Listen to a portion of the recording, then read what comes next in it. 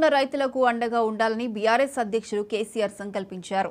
April మొదటి వారం నుంచి కేసీఆర్ పొలం బాట పట్టనున్నారు. నీళ్లు లేక ఎండిపోయిన పంట పొలాలను పరిశీలిస్తారు. నల్గొండ జిల్లా నుంచి ఈ యాత్ర ప్రారంభించనున్నట్లు తెలుస్తోంది. కాంగ్రెస్ ప్రభుత్వం అధికారంలోకి వచ్చిన తరువాత నీటి ఎద్దడి సమస్య కారణంగా రాష్ట్రంలోని దాదాపు 20 లక్షల ఎకరాల్లో పంటలు ఎండిపోయాయనే అంచనాలున్నాయి.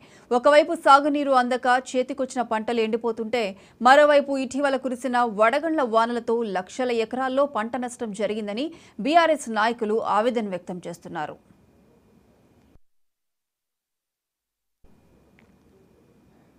ప్రొద్దుటూరులో వైసీపీ మేమంతా సిద్ధం సభలో సీఎం జగన్ పాల్గొన్నారు.